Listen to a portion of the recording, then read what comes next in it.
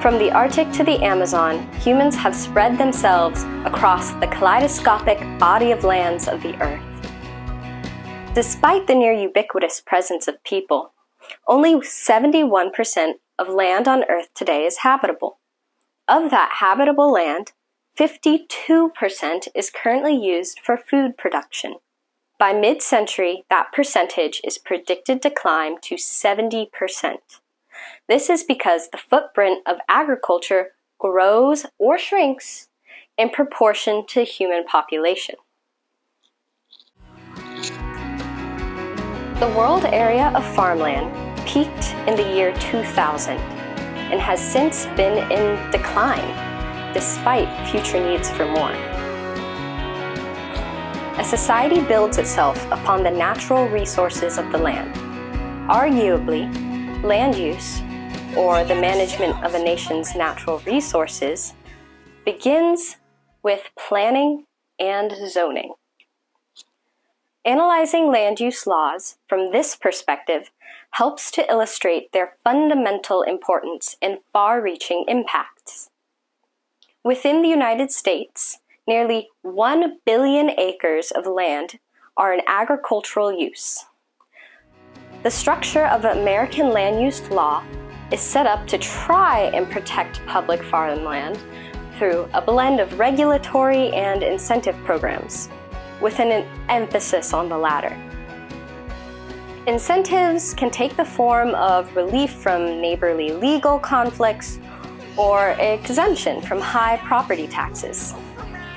Owners of development-prone farmland may also be compensated for restricting the conversion of their land. The issue with reimbursement, however, is that the cost can become unworkably expensive, and neither state nor local governments can afford to operate large-scale compensation programs.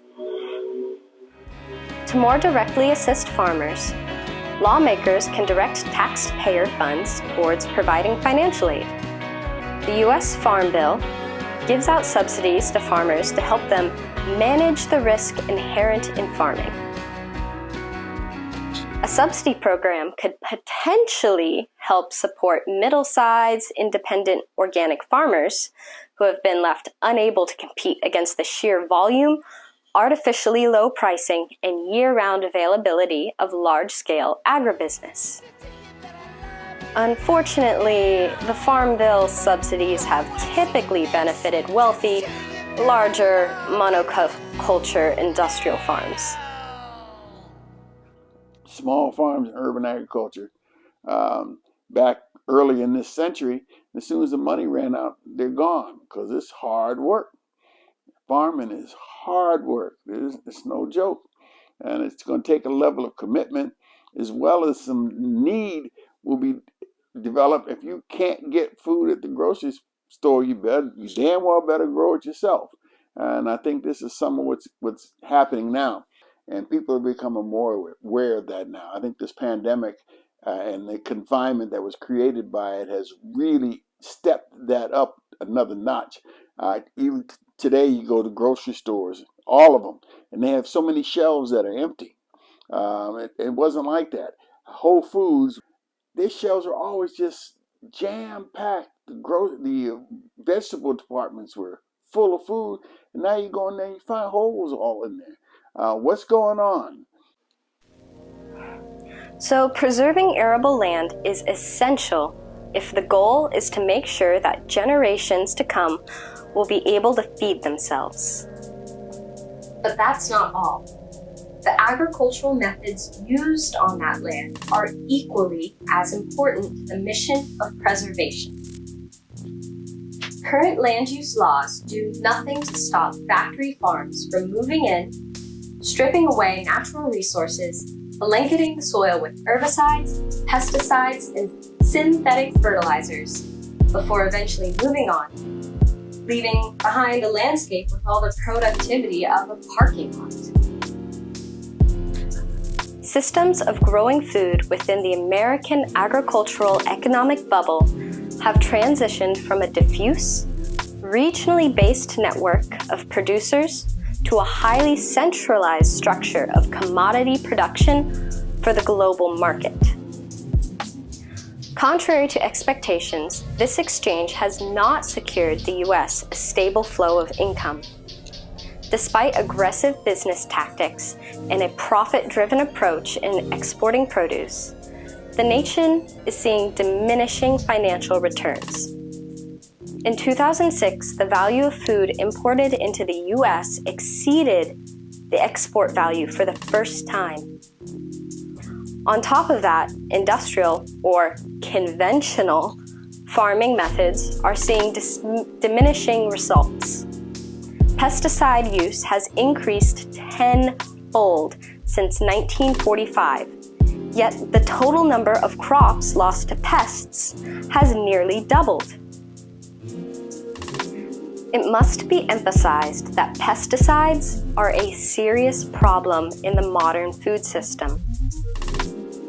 Measures must be taken to curb the massive overuse of dangerous chemicals in order to protect the health of current and future generations. Now, it is understandable why so many farmers choose to use pesticides. Farmers are running a business, and pests threaten their livelihoods.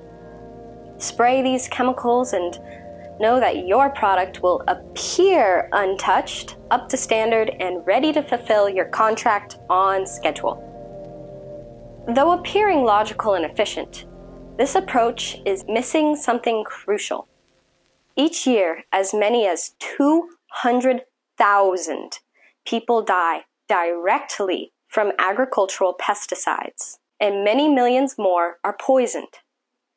In fact, half of all reported poisonings in California fields are due to drifting pesticides. Unfortunately, those most directly affected by industrial toxins lack the power to enact large-scale legal action. The majority of the nearly 150,000 farm workers in California are undocumented immigrants without health insurance who live in substandard housing and earn less than $10,000 a year.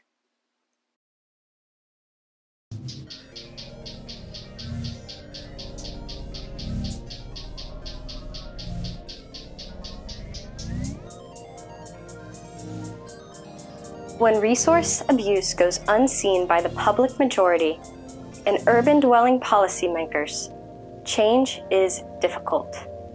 Considering the average piece of produce travels 1,500 miles on average between where it is grown and consumed, it is not hard to see why American consumers are so unaware. Unaware, that is, but not unaffected.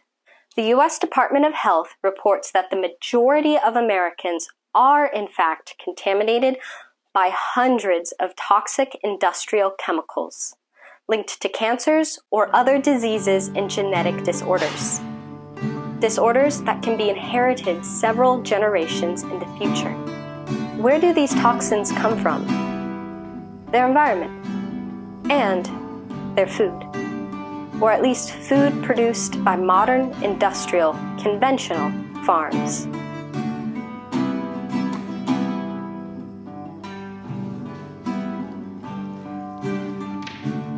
The alternative to conventional farming is to go organic. Bird nest in my super sweet pears. Yeah, it's just a... Meet John Carter the farmer. That's trippy. That's beautiful.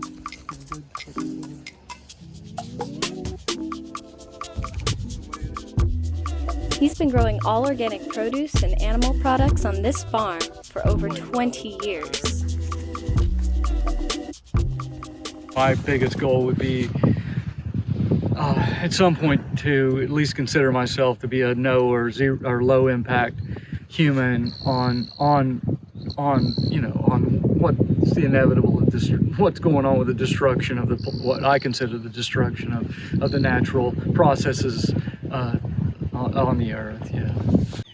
When you're growing plants, you start out with a tiny seed and an area to grow those tiny seeds, and you end up growing food from those seeds, and it is almost, in some ways, seems like it's making something from nothing, but it's actually making something from the earth and dealing with the earth, which is another factor, because you have challenges just growing the crops too, with the weather and with with insects and animals that want to eat your crops, and so that's and the weather that sometimes is just really not conducive to growing, and it will, you can put your whole effort into growing a crop, and it can be looking really, really good, and the deer can get into it and wipe it out overnight. You can have a hailstorm and lose it, or you can have a cold snap early in the season and shut down that production and lose that whole plot of ground that's growing food that could be potential food for people and money to keep you doing this. But because my heart's been like stretched. I mean, here I'm being like boohoo, like feel sorry for me, but my heart's been like stretched. So my drive and my life force feels like it's been stretched so much to grow these plants. The workload really limits my freedom to get off the farm. Yeah, I'd like to see more of the world at some point again. Well, I've been certified organic for about 12 or 13 years now, and haven't used chemical fertilizers here ever, and I've been growing here for almost 20 years now. I use a lot of machinery. This is my main tractor, four-wheel drive Kubota. I use it for most of the heavy garden work that I do. Tilling and mowing and getting ground ready to plant. You're certified organic, right? Yes. How do you get that certification? Well, you have to apply, and then you have to be inspected. Proof that you haven't used any approved inorganic inputs for a period of time. I think it's a year. How do you manage pests? I do sometimes spray with organically approved pesticides, but I mainly pick the bugs off and try to maintain and manage the plants so that the bugs don't get a good start on doing damage. But most of the problems I have are not with the insects themselves, but the diseases that they spread. And trying to manage the insects, you can manage the disease and keep the plants growing healthy. So the question is, what can planners do to encourage conventional farmers to make the organic switch? First, planners must meet farmers where they are at. A farmer using conventional industrial means of production is already plugged into a ready-made network of researchers, pesticide experts, advisors, and companies. Switching to organic farming would mean completely cutting ties with a familiar, well-established system to invest copious amounts of time and capital into a new, unfamiliar path. Often, this transition is deemed too risky. Well, in the beginning, it was just to develop the land and have the necessary equipment that I needed to work the land and set up the infrastructure for making it easier or making it even possible. No, I haven't used any government funding to build a farm. It's pretty much been bootstrap and just make enough money, buy the materials, and build the project or build the infrastructure or plant the crops or maintain what you do have to make enough money to maintain your tools and equipment and machinery and transportation. Sort of way my life tends to work, though, is I do get some help. Sometimes I get some really good help here at the farm, and then there are times where I have no help at the farm at all. I'm not like trying to boohoo or complain, but It's tough to be out here by yourself and still trying to pull the load and make it to the market and make enough money to keep doing it again. So it helps when there's some form of legal impetus for conventional farmers to make the switch. But the truth is that while farmers are the most affected by adverse agricultural practices, they are a disenfranchised group who are often suspicious of top-down government control. But I've never used. I don't believe in the government. I don't believe that the government is the answer. So Industrial practices are protected by the financial might of big chemical corporations who do not take kindly to lawmakers deciding to impose bans on their products. Homeowners, however, are a powerful and sizable group. Living near conventional farms raises concerns over farming methods. Concerned citizens can vote and have a precedent of backing environmentalists seeking more stringent pesticide restrictions. Unfortunately, fewer and fewer homeowners are situated near farms as rural communities face widespread population decline. So I'm kind of in the middle of nowhere in a small county that has a declining population. Well, it's a large county in area, but it has a small population. And as years go by, I interact less and less with the local people here. Neighbors that I have every year, they're aging, and not very many very few younger people are moving into the area. Who would have the strength and the energy and the will and the want to do farming. Reintegrating neighborhoods and agriculture can provide the necessary impetus for a more widespread adoption of organic, non-toxic food production. Smart Code Transect zoning is one such path to reintegration and revitalization. Song's called Good Country Living.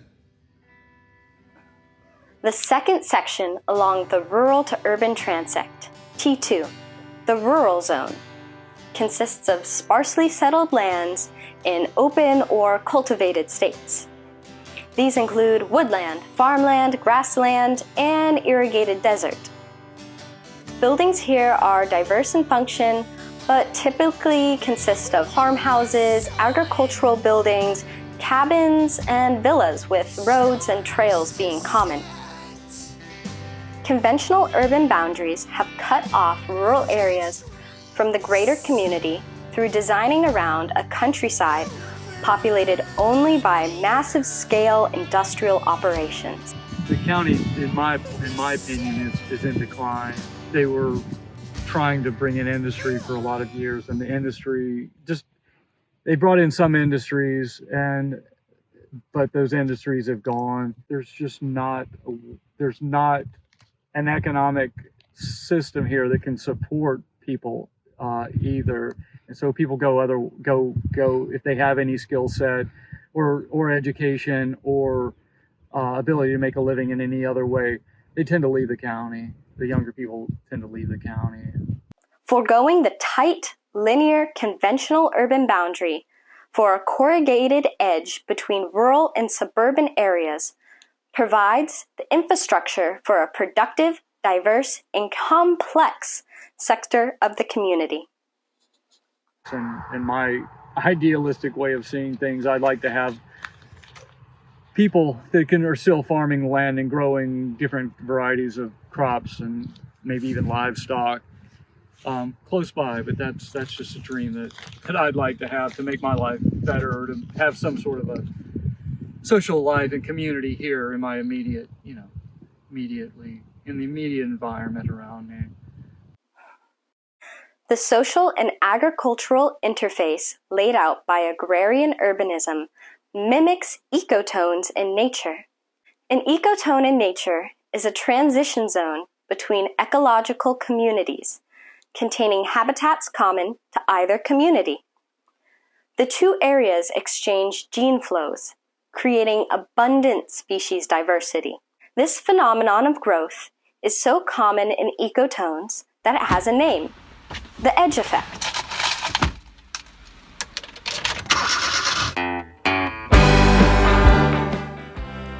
T2 farms include large tractor farms, medium hand-tended farms, and small farmsteads. Farms may be large or small, but remain physically within society via interlocked layouts. This way, dwellings associated with working the land are both connected to the greater community and the fields beyond. Diversity of living is not lost through integration, but rather, overall quality of life is improved.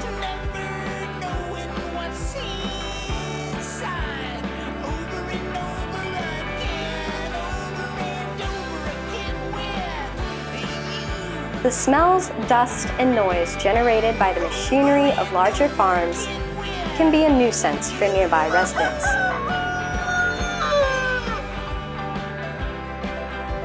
Tractor farms, which grow cereal crops, therefore require space.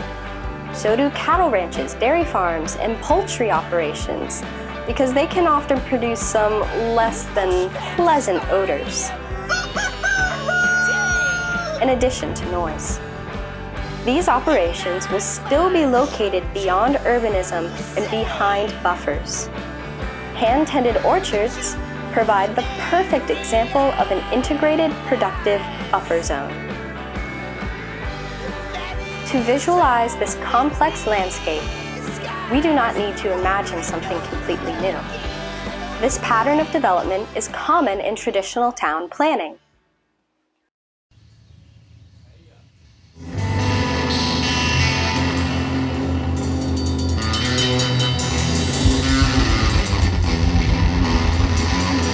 Washington, Georgia.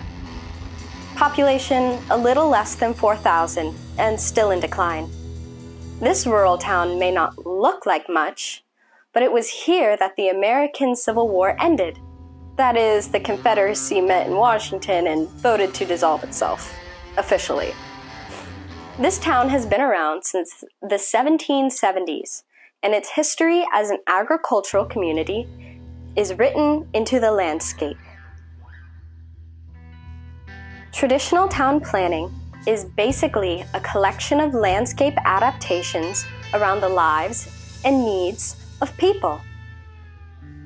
Smart code zoning does not aim to blow up all post-war development and replace it with Civil War-era architecture. That would be extremely impractical. Rather, form-based codes are meant to allow cities to return to patterns of efficient self-organization using infrastructure already in place. Zoning which supports independent farmers is good for both social and ecological health. I've been very lucky that I have markets that support me, the Athens Farmers Market. Definitely, if I didn't have that, there'd be no chance of me doing this out where I am and having to market and deliver my vegetables to maybe a dozen different locations or businesses. There's just no way the distance I would have to travel that I could do that on my own or by myself. But still, with the farmers market, I can pick everything, grow everything that I need to grow, and get it picked and get it to the market on Saturday morning. And my customers have been very, very good to me.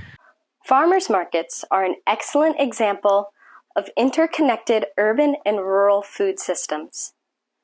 They also demonstrate the responsibility planners and municipalities have in developing these systems. So it has to be self-legislated, where the people who are there selling fresh produce, etc., saying, no, you cannot sell that. If it's not homemade, or if it's not, comes from your kitchen, you can't sell it. It's really sort of a grassroots initiative. The only top-down aspect of a farmer's market is the space to use. That's all the city has to do, is give you the space to use on whatever frequency it is, okay? Whether it's legislative, we have to, say this is legal here, or you got to provide some water and bathrooms or whatever. That's a tough done. But the actual farmers market has to be grassroots, and the rules of that farmers market have to come from that grassroots organization. It is known that food comes from or originated in the natural world. However, modernization of agriculture has torn food away from the whole of nature. A direct, localized connection does more than just bring consumers and growers together. It connects, educates, and informs. So we did a master plan for Lexington, Kentucky, which supposedly has the largest farmers markets, they claim, in the country. All 17 counties or something come to the farmers market. But we did a pavilion that AT&T paid for. It was part of our master plan. So it's a multi-purpose little space. So that's been really successful. And now that was because the sponsors' offices were around that square. And so they looked down and they could say, hey, you really have to now, to extort money to do anything good, there's always going to be this sort of like other angle. It was always a park with an unused space. We wanted to activate it. And we could show people, look, this is what we did for the city from their window. Giving people a well-connected space to self-organize provides fertile ground for local food economies to operate. The Athens Farmers Market originally had, I think there were maybe 8 at one time. In the beginning, there were 18 or maybe even 20 growers there.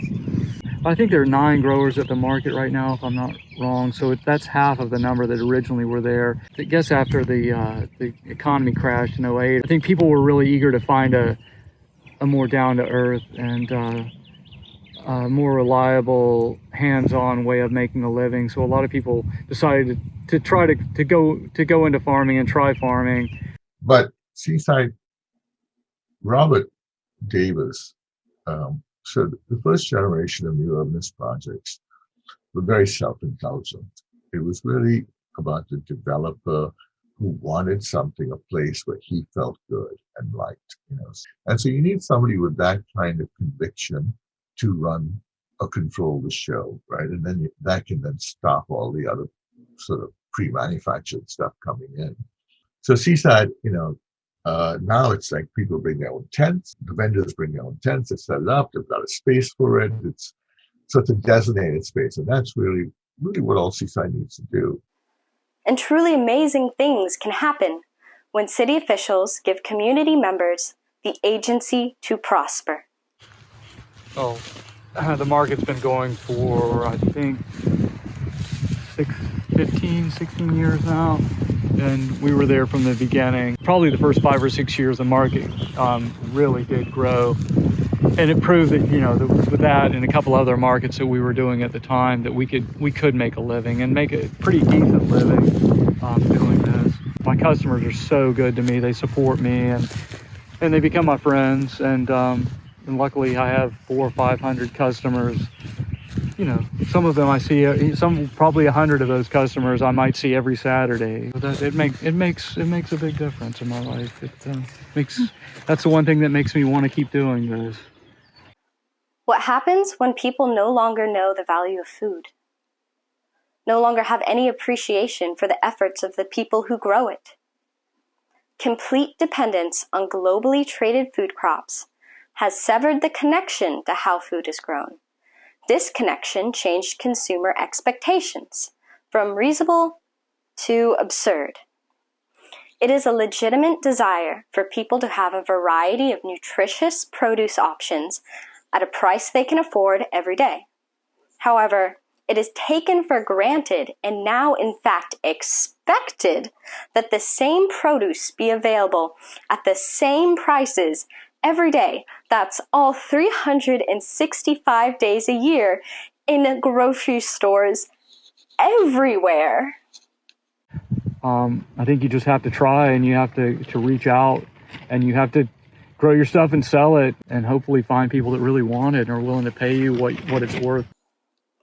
The commodification of food has thus left it estranged in the collective consciousness from the biological realities of seasonality as well as the delights of regional diversity. Preserving independent farming as a viable career path keeps diversity alive and growing. Allowing for that diversity to manifest begets delicious benefits for everyone. If someone wants to do this, they really have to have heart. As they say, you've got to want to get up in the morning and do this and get high, and almost get high off of it. You got to live it. You've got to enjoy growing plants or raising animals. You just got to let that direct your life. It's got to pull you along. I don't know about any kind of outside structure or anything that could facilitate that or make that happen for people or make it easier for them. If it were subsidized anyway, it wouldn't be real, and it's not. It wouldn't probably last. It's the people that make it last. It's the people and the effort they put into it. Because when the old farmer dies, the farm pretty much goes away unless someone comes in and takes it over. That's how I feel about that.